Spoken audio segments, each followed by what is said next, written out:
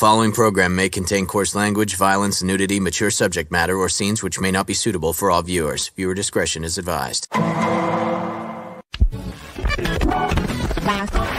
All Hit Radio.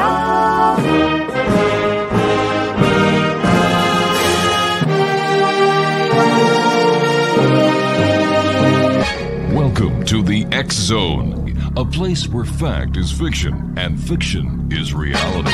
Now, here's your host, Rob McConnell. And good evening, one and all. This is the X Zone. I am Rob McConnell. We're coming to you from our broadcast center and studios in St. Catharines, Ontario, Canada.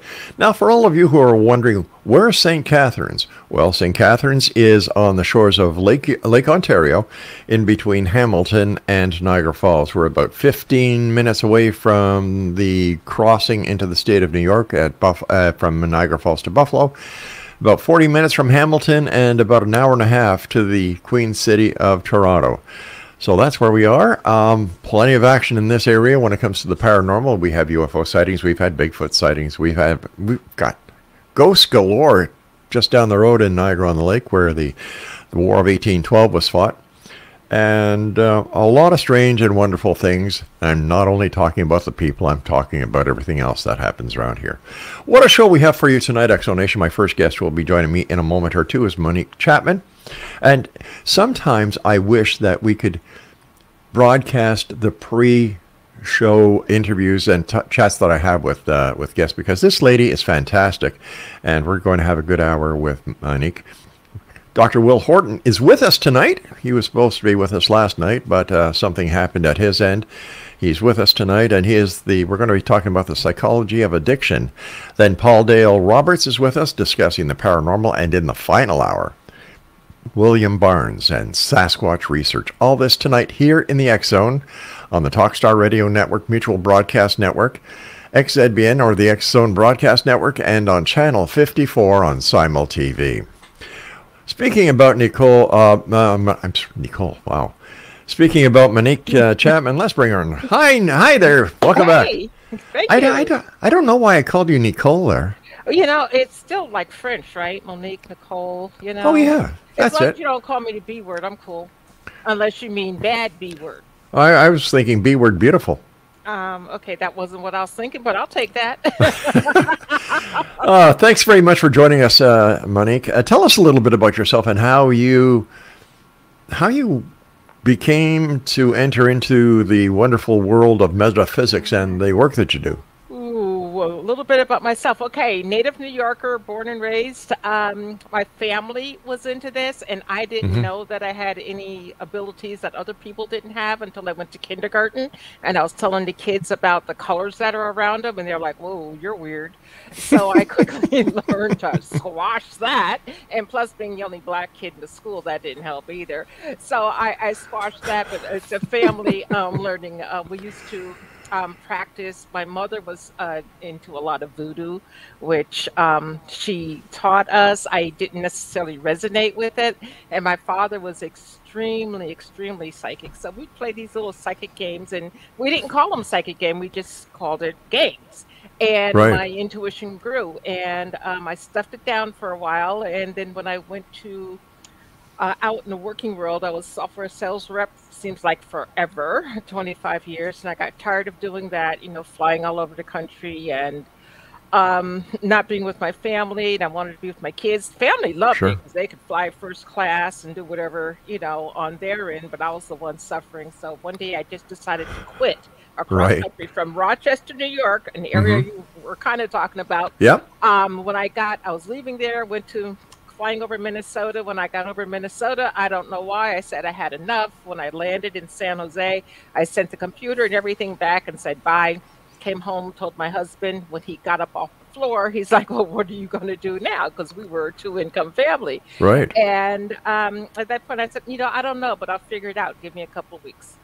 And I ran into a friend who took me to a psychic show. It was psychic healing and arts. And I saw the people in their booths and they were giving readings. I'm like, oh, this is easy. I could do this. And that's how I started. You know, years ago when we first started doing the show, the stations would send me to all the psychic fairs and, you know, the symposiums, and we do the show live from there. And for the first time I went there, it was kind of like, oh, this is cool. You know, you had the psychics doing a horseshoe around the edge of the room. And Oh, yeah. and then I noticed people would start going from one psychic to another psychic to another psychic to another psychic, and then they'd leave. And then the next person would do the same thing. After about 3 of these shows, I spoke to the organizer, and I said, why is it they go from one to the other, to the other, to the other, to the other? He said, it's very simple, Rob. They keep on going until they hear what they want to hear. Well, that's the way to put it, because I didn't realize initially that people would do that. And I'm like, well, why are you spending money? I mean, it's their money. They can do whatever they want with it, of course. But I'm like, why are you spending all this money? And I just surmised that they just wanted to see if one validated the other, you know, and it didn't bother me. It's like, if that's the way you want to spend your money, fine. I had one client who went bankrupt, 90 grand in bankrupt between working with me and 5 other psychics. Oh, my God. That's crazy. Yeah, but didn't the other, you know, $90,000, you know, we're talking, a lot of money. it is. You know, 90,000 US is equal to about 64 billion Canadian. Okay. But it was, you know, it was crazy. And that taught me, when I was working with her, to not allow people to depend on me. You know, I'm not going to tell you what to do. I'm going to tell you options, and you can choose whatever option you want to choose. Yeah. I can support you whatever way you want to go, because it's you choosing your life, not me programming you for what I feel you should be doing.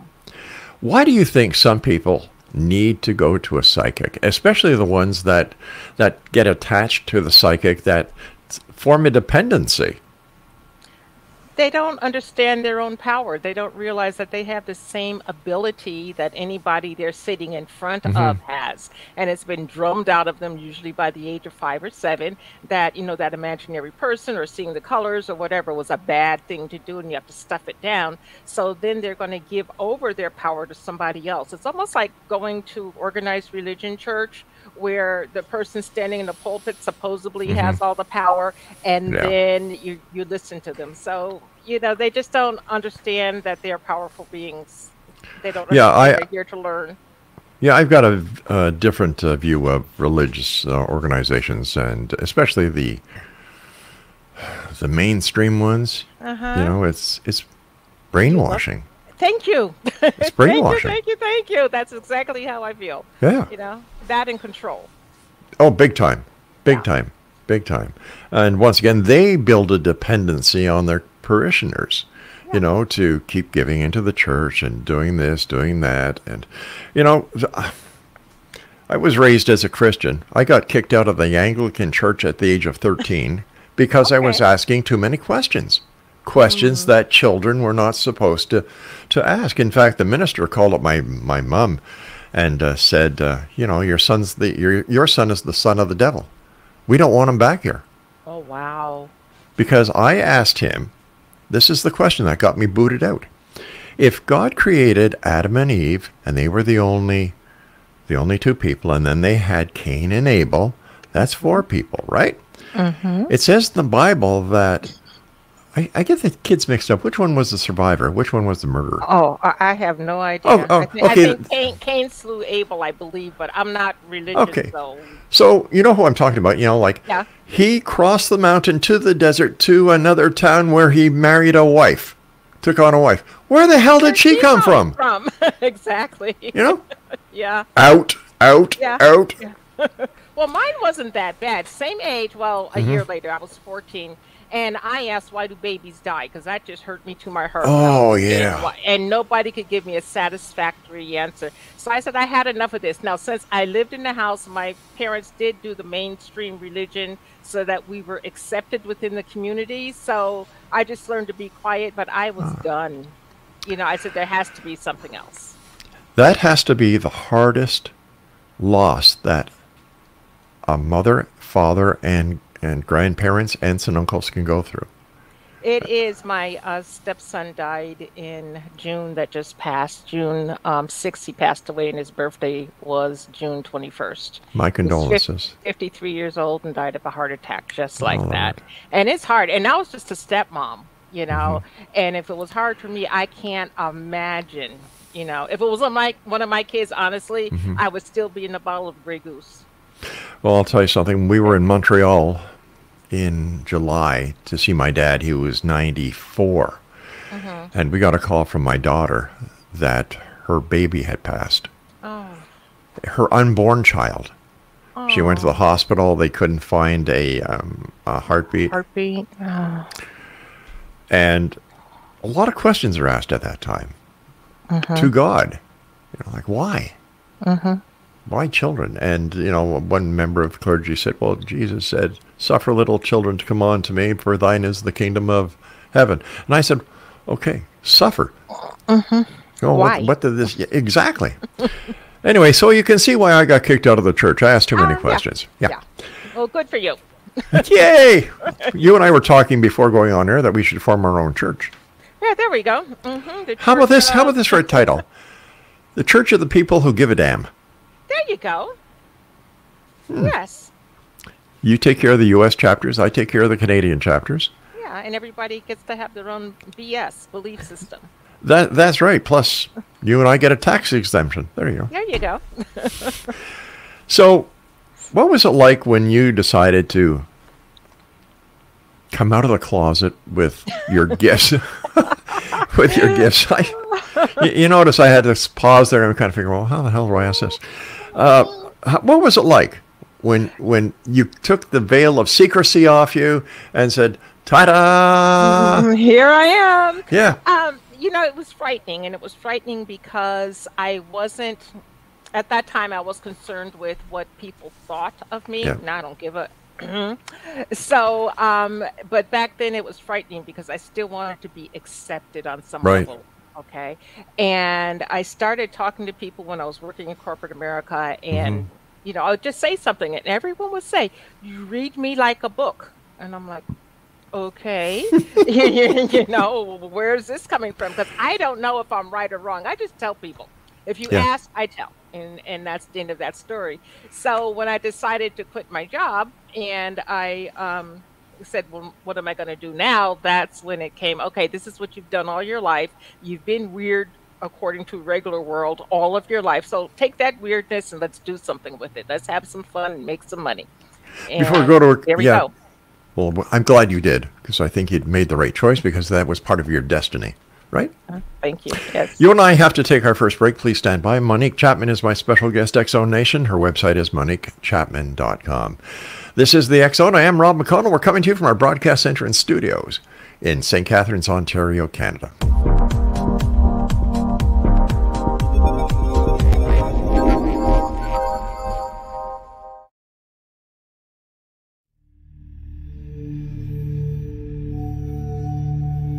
Do you enjoy paranormal, sci-fi romance, yet find yourself tired of the same old themes and storylines? Then you won't want to miss Kahira O'Donnell's latest exciting release, To Taste You Again. Alien Lord Kane McKean knew the moment that his destined mate was born. He watched from afar, waiting for her to grow from child to woman. However, before she was old enough, she was stolen from her home world by flesh pirates.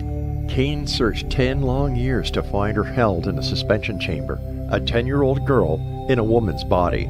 He rescued her and swore to give her time to grow up, but with his very life depending upon winning her as a mate, has he waited too long? Get your copy today. To Taste You Again by Kahira O'Donnell is now available on Amazon or KahiraO'Donnell.com.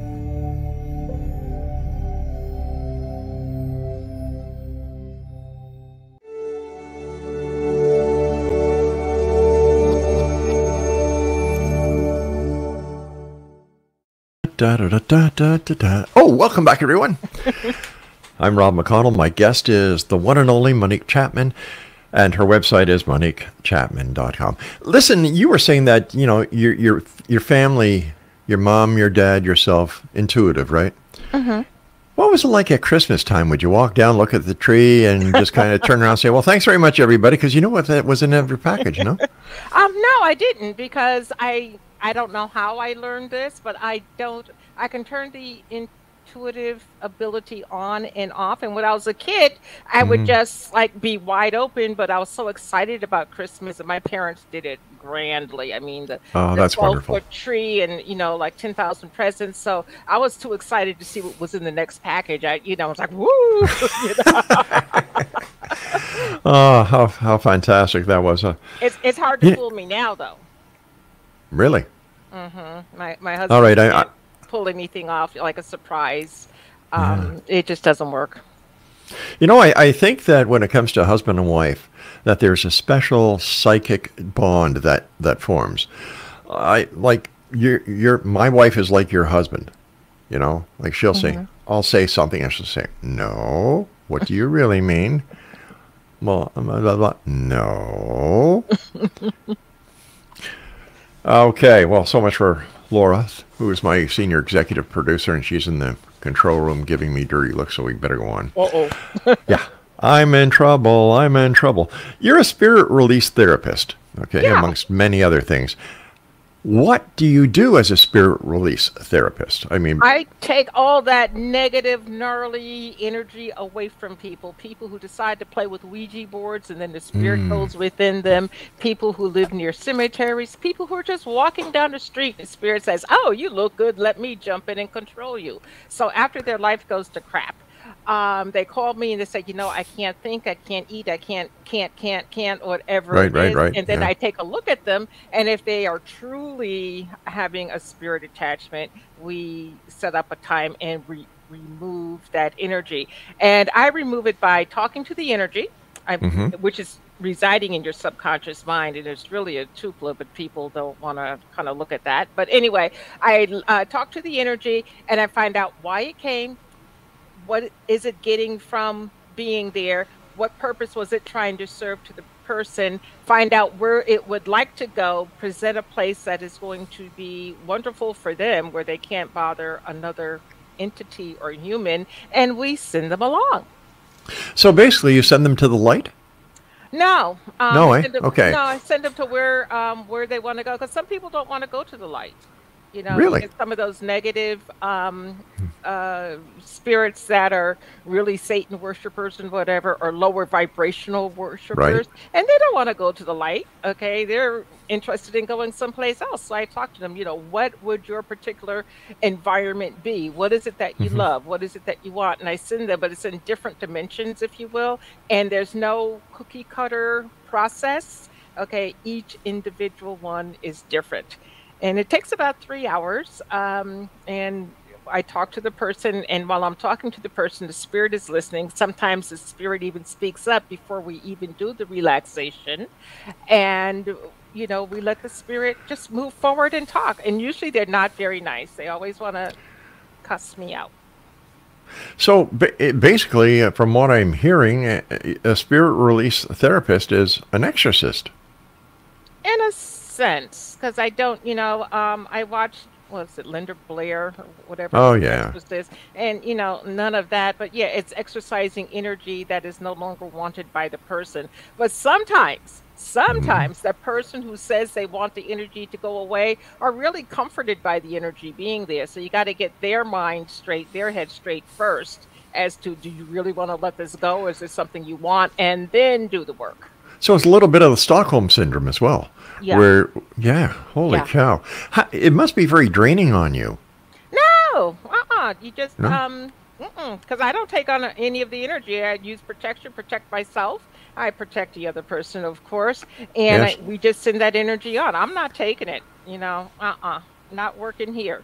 Sometimes I've had energies that have been released, try to come into me, and then they get a process that's not too good for them. I don't want to say what that is, but they get a process that's not too good for them, and they go to wherever they said that they were going, where they promised to go. Am I 100%? No, no. But you're honest. That Yeah, makes up for it. well, anyone who says they're 100% with anything is a liar, because nothing's 100%. That's right. Do I guarantee anything? No, because nothing can be guaranteed. My success rate is about 87%. That's And pretty it damn good. it will increase to 90-95% if the person does the pre-work. I have pre-work that I have them do, then the Hmm. session is done, and then there's post-work. And if they do everything that I ask them to do, the spirit goes away, the spirit stays away. If they don't do it because they think that, well, she's crazy asking me to do A, B, and C, well, then it just doesn't work. So it depends on me and my willingness to work, and then the person who is being worked on, their willingness to take some responsibility for their energy. Now, have you ever come to a release where you have actually released this spirit before? Or No, once you get rid of them, they're gone. I have not released the same spirit twice. No. I have had clients who went through the release session, they did the pre-work, they did the post-work, and they said, well, it's back again. So I would take a look, and it's not the same spirit, but a different spirit, because they got so used to that spirit being with them and the energy the spirit was given. They're Right. like, ooh, I miss that energy. Where is it? And then the spirit says, oh, okay, she wants me to come on in. So they come on in and join us. Why do people still use Ouija boards? This I baffles don't me. know. I don't know. I don't know. I was actually watching TV Wednesday, and the show that I was watching, the women, it was one of those housewives shows, and they Oh were gosh, using a yeah. Ouija board. I'm like, really? Aren't we past this by now? But some people just love it, and they'll All right, call on me later. so if a Ouija board opens up a portal, the spirit, demon, or whatever it is, gains the trust of the person who's using it, right? Not necessarily. No? People who use Ouija boards are searching for any type of answer, and they don't care where the answer comes from. Because spirits out there are just like people, good, bad, and different. And their trickster spirits are out there that will tell you what you want to hear, but Hmm. it's truly a lie. So you have to be clear about who you're talking to and get down to the nitty-gritty of who you're talking to. And generally, if you ask a spirit, they will tell you the truth, but you have to ask. And when you're using a Ouija board, you're just wanting to find out, yes or no. Does Johnny love me? Yes. Or my boyfriend's name is going to start with a C, or whatever. And it's childish, it's crazy, but you're inviting so much energy in. But you can take that same spirit and pick it up by walking down the street. I mean, spirits are everywhere all the time. We just can't see them with the naked eye. So are good spirits sometimes wanting to come through on Ouija boards and other games of divination? I would think so, but I just don't. I myself don't trust it, so I don't play that Okay. way. How would somebody know who's listening tonight if they have a spirit attached to them? Let me give you an example. Here. I, for one, believe that when you go to a yard sale or an antique sale, that you can buy something with a spirit already attached. And unknowingly to you, you bring a spirit home. Yes, yes, yes. I had one. I had a meetup once, and this woman came in. I didn't know her before the meetup, and she kept telling me. She goes, "I bought this robe at a yard sale, and when I put the robe on, it changes my personality." And she explained how it changed her personality, and I'm like, "Oh, duh," And it took me a while to convince her that maybe that robe wasn't a good idea. I live in Fremont, California, and we have the Niles district, and that's where Charlie Chaplin filmed all of his movies. Right, yes. And the whole area now is an antique town, basically part of town. There are so many ghosts walking around there. Every once in a while, I'll go over, and the last time I went with my sister, and we just looked in, I don't buy anything, but we just looked around, had lunch, came home. We were sitting at my dining room table, and we were talking, and we heard this man's voice in one of the kids' bedrooms. And I'm like, Julius, are you home? And I got no answer. So we kept talking, and Julius's car wasn't here, so of course he wasn't home. The ghost followed us home. My gosh. So we had to, send him on his way. Has there ever been a time, Monique, when you've been doing the spirit release that you do, that you yourself have become a little concerned and a little frightened? Good question. And short answer is no. Okay. I worked with William Baldwin, Fred Decker, and Orman McGill as far as my training for this, and different aspects of hypnosis and Right. working with energy. But they were very effective with what they did, and then I came up with my own way of doing it, if you will. And no, nothing, because it's no scarier than someone standing in front of you. They really can't harm you. Okay, they can say they're going to harm you. I mean, Right. they give the. Can we swear on the show or no? Oh, They sure. give Go ahead. they give the FUs and this, that, and the other. Yeah. You're not this, that, and the other, trying to get a rise out of you. But you just combat that right away. But I haven't to date, and I hope I don't run into anything that really truly scares me. Give me an approximate number of how many paranormal experiences that you've had. With spirit release or just paranormal period? Paranormal period. Okay, I've got a good one for you. Okay. When I was 16, and there's no drinking or drugs when I was 16. Okay, afraid to do it. Boring. Yeah, well, we have said changed, but at 16, I was afraid. So our house had burned down, and when our house burned down, we needed some place to stay, and we stayed in a hotel for a little bit, and had enough of that because we stayed 2 cities away from our high school, and that was very difficult to, drive to school and back. Transportation, So yeah. I begged my father to rent a house that one of my schoolmates had available. Her grandparents had died, and the house is sitting empty. Mm-hmm. And we looked at it, beautiful house, absolutely gorgeous house. And, they did whatever they did, and we moved in. Well, the house was right next door to a church that has a cemetery attached to it. The house was on stilts, and there was a creek running behind it. So there was a paranormal flap running behind it. In my sister's room, I'd go in there, and we would talk and whatever. And again, we're teenagers, and we would see this man, this Caucasian man with a plaid, hunter shirt on, Yeah. white hair, and he's walking right in front of us outside the window. Now, how can that be when the house is on stilts? Okay, and so we kind of let that go. And then one day I came home from school, and I went into my room, and all my clothes that were hanging up in the closet, because my parents were sticklers about neatness, were on the bed. And I'm like, oh shit, that scared me. So I left, and my father owned a chain of dry cleaning stores. So I went down to Albany to one of the cleaners, and that happened a few times in a row. And my father would keep telling me that the dog did it. Now, I had a beagle hound at that time. Zip was not going to get up and take the clothes out of the closet and put it on the bed. I mean, that just wasn't happening. So after that, I had this dream. I went to bed, had this dream, and in the dream, I was dreaming about the W of cats. Now, what that means, I still have no idea today, okay? But the W of cats, I was laughing hysterically. So hysterical. So my parents tried to wake me up, couldn't wake me up. I was just laughing about the W of cats and hysterical about it.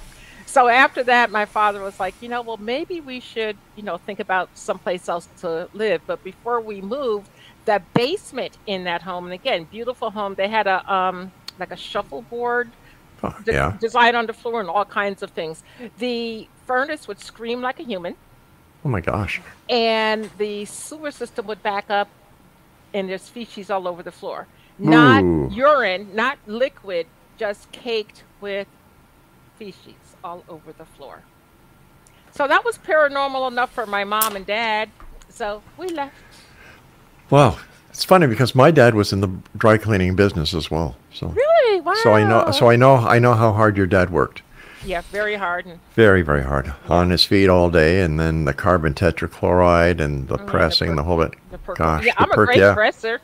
I'm a great presser. Yeah, and I can get spots out of anything. I mean, I had to, family business. You worked in my father's world anyway. Yeah. So I can do all of that, but I choose not to. Young lady, you and I have to take our break. Please stand by. And Exo Nation, our guest this hour is Monique Chapman. Her website is moniquechapman.com. I'm Rob McConnell. This is the X Zone. Don't go away.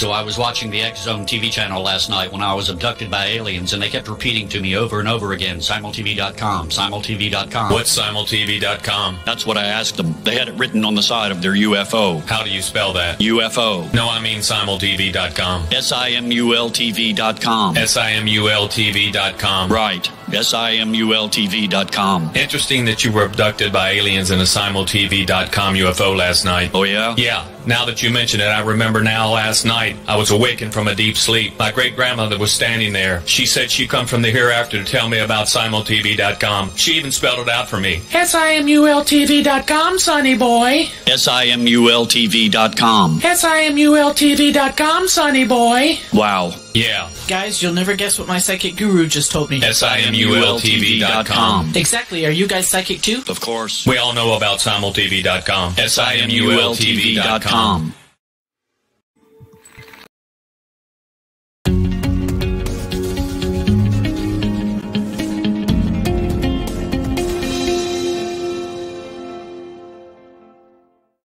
And welcome back. Monique Chapman is my guest. Her website is moniquechapman.com. Monique, what is your point of view when it comes to spells? I think the Harry Potter and all of that type of thing, glorified spells. For me, spell is nothing but focus, concentration on an outcome that you want. So we're always casting spells, if you will, if you want to call it a spell, but it's just focus, concentration. If you do a love spell, you're focusing on love. If you do a money spell, you're focusing on money with an intent to bring whatever to you. So I don't call it like a spell in a witch's book of shadows. I just call it focused intent. I call it manifesting. We can manifest what we want no matter what's going on in the world. Yeah, if you confess it, you can possess it. You were mentioning shadows. A lot of people today are reporting shadow people that they're catching in the peripheral vision of their eyes. What is your take on that? I think that is definitely very real. Not only lately did I catch a shadow person, I caught a shadow goat human being going through my house from one corner to the other. And it was shadow. It had from the bottom to the waist, it was goat. And from the waist to the head, it was human. And there were two of them, and they just walked through. So I don't know where they were going. I didn't ask them. I was just glad they kept going. Kind of kinky parties they go to, half goat, half human. Well, I don't want to play. Mind you, do spirits know that you are an intuitive and that you're able to see them? And do they come to you for help? They know that I'm intuitive. No, they don't come to me for help because I request that they don't come to me for help. That's the one thing I do not like to do is talk to dead people. So I don't, people say, well, can you talk to Aunt whomever? And I'll say, it's not my favorite thing to do. I'll try. And when I do it, they say, oh, yeah, you connected. But it's not, I just don't feel comfortable with that, because then you've got too many spirits all around all the time, and that's just way too much. I tend to work with no energy around me. I'll call in a spirit guide if I need it, but outside of that, I want to be in control of my destiny, not some outside energy controlling me. Is there a difference between being a psychic and being an intuitive? No. Same thing, huh? Intuition comes from within. Psychic ability comes from without. So psychic ability, you're using your intuition with some type of outward tool, like tarot cards or runes or whatever, but not really. Okay, you sent us some pictures. You sent us 4 pictures. And I'm going to put the first one up here, and maybe you can... I believe they were taken by your son? They were taken by my youngest son when he was 9 years old. We were at my husband's mother's 85th birthday party. And this was at a VFW post. Now, this picture is very interesting. You see the woman who's looking to the side, and then you see the man behind her. Right. Okay. And then you see this white shadowy thing with a black like top in between. Yeah, I do. Yes, okay. I see it. That's an energy. That's not a person that was actually there. Wow. There was no. How did your son know how to take the? How did your son know when? Or are these just random shots? Yeah, he was 9. He had a throwaway camera. I gave both kids a throwaway camera. I said, I'll take pictures. And his older brother took the same pictures, and none of the paranormal activity is in it.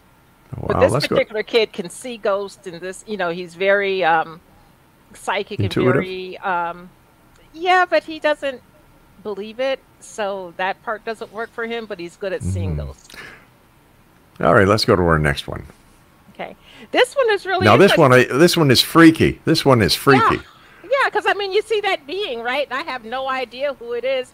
And then the white thing to the left, I'm thinking that's some type of ghost because there's no napkins or anything flying in the air. So I have no idea what that was. But looking at that being, and then if you look behind the being, you could actually see the white shadow of something else. I have no idea what it was, who it was.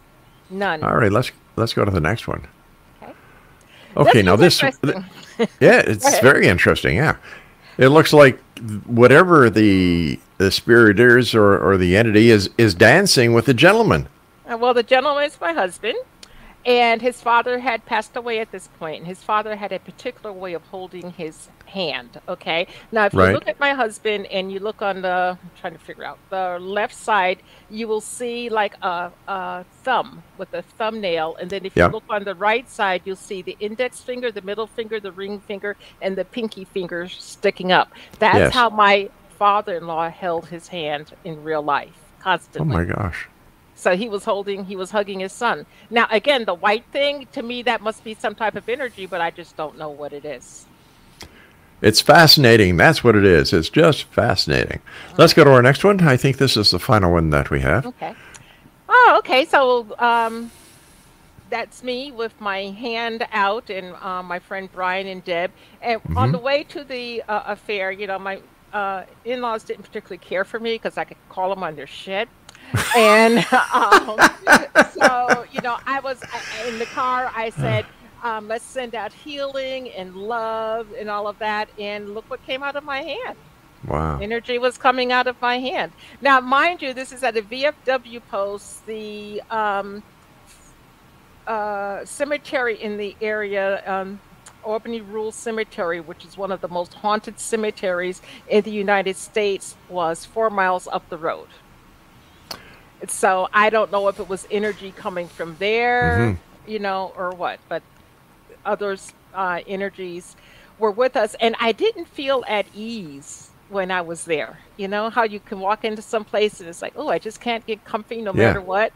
I just couldn't get comfortable. And, I can drink, but I wasn't drinking. I was like, no, I got to stay clear so I can be aware of whatever. And, nothing happened that I could see, but there was a lot going on behind the scenes.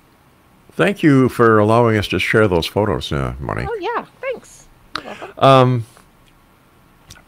Has your son developed his abilities since those photos were taken?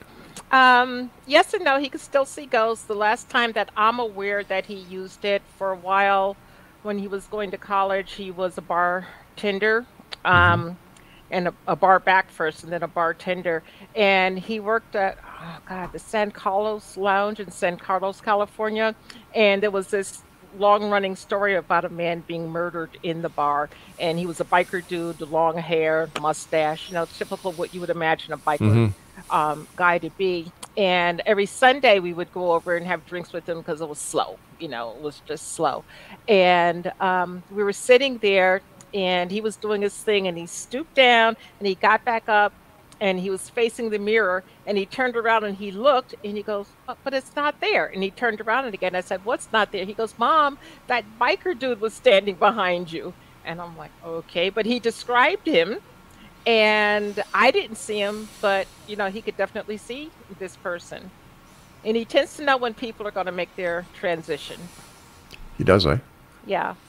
I mean, he'll just come out and tell you. Well, I don't want to meet your son. I'm sure he's a great guy, but he's a good kid. He takes after his mom and dad, that's for sure. You and I have to take our final break, Monique. Please stand by. And Exo Nation, if you'd like to find out more about Monique Chapman, visit her website at moniquechapman.com. When we come back, we're going to be talking to Monique about her podcast so that you can spend some time with her, listening to her podcast. And fascinating pictures, great story, and a lovely guest. We'll be back on the other side of this break. Don't go away.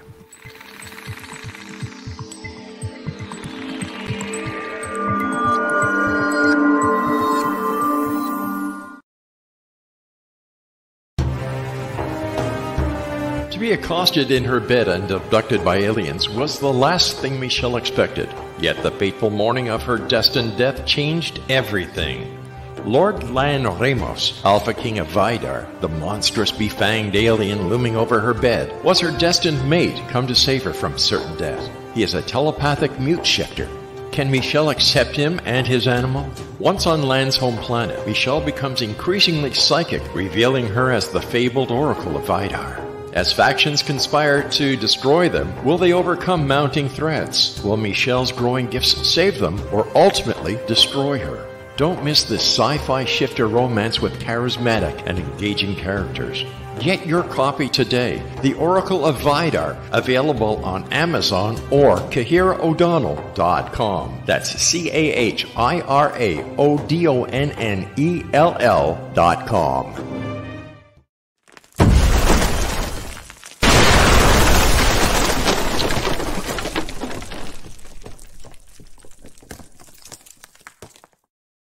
Wow, talking about a breakthrough. Monique Chapman's our guest. www.moniquechapman.com. First of all, Monique, this is our last segment, so I'd like to thank you so much for joining us tonight. It's been a great pleasure. Thank you for having me. The door is always open. We'd love to have you back more times. Okay. Okay. Tell us about your podcast. Oh, my podcast is Get Over It Podcast. And I named it Get Over It because sometimes when I'm talking with long-term clients and they're still coming to me with the same issue, I've always in the back of my mind of just get over it. So I showcase spirituality, personal growth, and self-help to help people with issues that are going on in the world. It can be from anything like you do with the occult all the way down to teaching you how to parent your child. Wow. I've had, people who were on Oprah way back when and the spirituality segment that she would always do. I've had like Dr. Larry Dawsey, Neil Donald Walsh, Greg Braden. I interviewed Stuart Wilde 5 days before he passed away. And to me, that was, a really interesting interview. I tend to work with published authors so that you can go buy their books. I do read all the books that make it on air, so I'm not, just putting on Jane, who thought she was great at what she does and really has no clue. And there's a lot of people like that. And Get Over It has been in existence for 8 years now, I believe. Before that, I was on terrestrial radio. And it was Walking with Spirit, and then I also did the Monique Chapman show on the Achieve Radio Network. But, Get Over It podcast is it, and when I'm done with the podcast, I'm done broadcasting. That's what you think. Well, broadcasting on the ear where I have to plug into a computer. Oh, gotcha. Where can people listen to your podcast? Any major podcast network platform, I'm there. And it's Apple, whomever. It's Get Over It. Get Over It podcast. You got to put the podcast in there because there is another Get Over It. But it's not as good as yours. They should get over it, yeah. It may be. I haven't listened. I don't need the competition. I don't think you have any. Yeah, I do, but I don't go to competitive mode. No. It's too much trouble. Got enough trouble being me. I think everybody has trouble just being themselves these days. How can people create more love and money in their lives? Number one, clarity.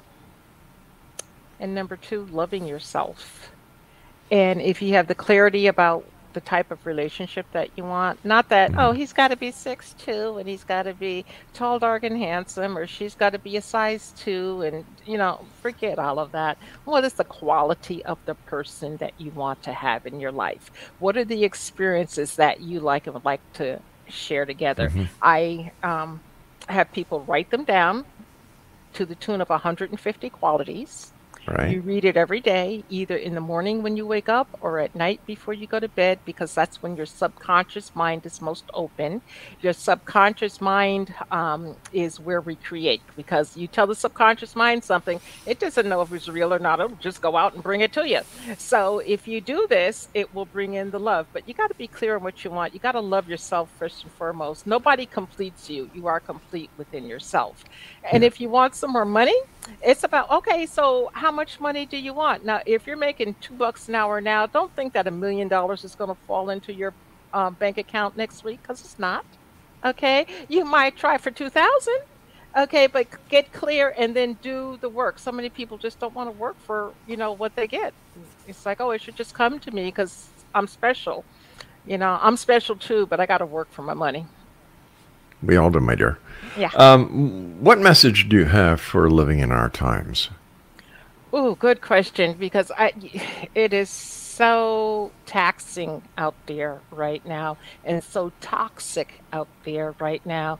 To keep your thoughts as high as possible. If there's someone in your life that causes you to lose your center or deplete you, let them go, because that's nothing but negative energy that's just going to pull you down. Don't listen to the 5 o'clock news, the 7 o'clock news, the 11 o'clock news, and just hear the United States. If you're going to watch the news, watch it objectively, but get your news from different news sources so you can suss out the truth. Just because they say it, it doesn't mean that it's true. With all the information that's available to people 7 days a week, 24 hours a day, the amount of data that people are being subjected to, not only the data, but the different wireless services that are inundating our brainwaves. How do people cope with that? They can't see it. They don't understand it's there. No, but you can do small things that you really don't have to put a lot of energy into. You can wear or have near you, if you're using your computer, whatever, some hematite or black obsidian, because those stones will pull that energy away. Some people use Q links, whatever it is that you feel that resonates with you, so that it can help pull the energy away. And sometimes the best energy is to reduce the energy going around in your home. Like, turn off the computer, turn off the cell phone, turn off the TV. Ooh, novel concept there. Turn off the games. Ooh, novel concept. But that will allow your space to kind of calm down, and you can regroup again. You can always use like sage or Palo Santo to kind of clear the air, but it clears the air more than it does the energy that's going around. So, you just got to get away from it. Spend some time outside in nature.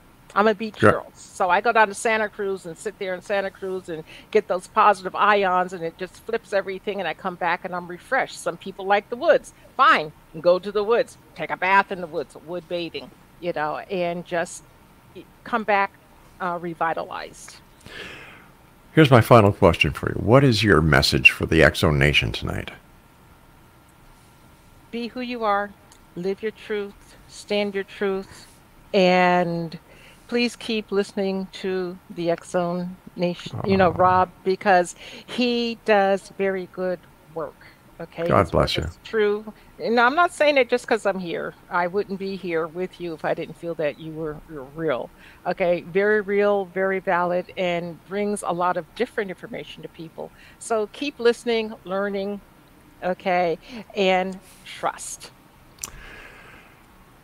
Thank you so much for that. And once again, please give our listeners your website and how they can find out more about you. Okay, my website is MoniqueChapman.com. I am on Facebook. I think it's Monique_Chapman. I really don't play on Facebook that much. I just post the podcast. And I'll look at pictures. Outside of that, I don't have time to be bothered. And you can always call me or send an email from my website. Monique, thank you so much for joining us tonight. And I look forward to the next time you and I meet back here in the X-Zone, and I'm sure our listeners will love having you back as well. Thank you. Okay, me too. Thank you. Bye-bye now.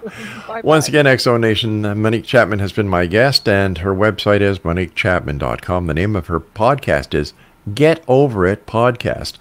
Before I go to my next break, I'd just like to remind you all of a couple of shows that we have here on the X Zone Broadcast Network. Mission Evolution with Gwilda Wiyaka, and Gwilda does another show with us called Stairway to Heaven. Now, to find out more about Mission Evolution, the website is missionevolution.org, and for Stairway to Heaven, it's stairwaytoheavenmedia.com. Kevin Randall joins us as well every week here on the X Zone Broadcast Network. His show is called A Different Perspective, in which he talks about UFOs, the Roswell crash, unidentified flying objects, UFO crashes, and he brings on some of the most important people that talk about UFOs and what is in the skies, whether they're real, whether they're part of an ongoing encounters that we've had throughout history, or if it's military. And his website is kevinrandall.blogspot.com. Coming up next is Dr. Will Horton. We're going to be talking about the psychology of addiction here in the X Zone from our broadcast center and studios in St. Catharines, Ontario, Canada. Don't go away.